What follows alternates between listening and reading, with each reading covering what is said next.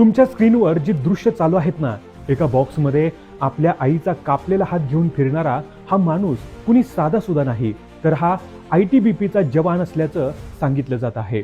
होय, तोच जवान जो आपल्या सुरक्षेसाठी सीमेवर उभा असतो, स्वतःचं घरदार, कुटुंब सगळं सोडून देशासाठी जगत असतो.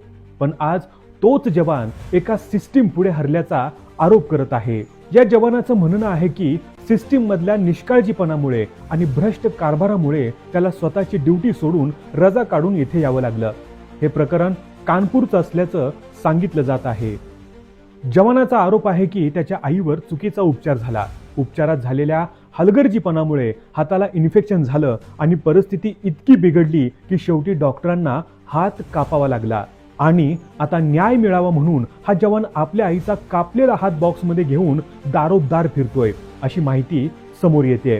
कोणी मदत करत नाही, कोणी ऐकून घेत नाही, असं त्याचं म्हणणं आहे. शेवटी रडत रडत त्याला आपल्या वरिष्ठ अधिकाऱ्यांकडून रजा घ्यावी लागली आणि तो कानपूरमध्ये पोलीस आयुक्त कार्यालयात पोहोचला. तुमच्या स्क्रीनवर जी दृश्य दिसतायत त्या बॉक्समध्ये आईचा कापलेला हात असल्याचा दावा केला जातोय. तो विनंती करत होता की माझी मदत करा, मला न्याय मिळवून द्या.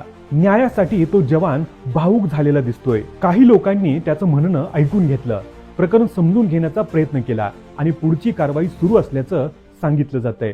पण एकदा विचार करा, जे जवान आपल्यासाठी सीमेवर उभे राहतात, जर त्यांनाच न्यायासाठी अशी भटकंती करावी लागत असेल तर सामान्य माणसाची काय अवस्था होत असेल. आज परिस्थिती अशी झाली आहे की लोकांना न्याय मिळवण्यासाठी दारोदार फिरावं लागतंय. आणि हा प्रश्न फक्त एका जवानाचा नाही, तर पूर्ण सिस्टीमवर प्रश्न उभा करणार आहे. मित्रांनो, या व्हिडिओबद्दल तुमचं मत काय आहे हे आम्हाला कमेंटमध्ये नक्की सांगा.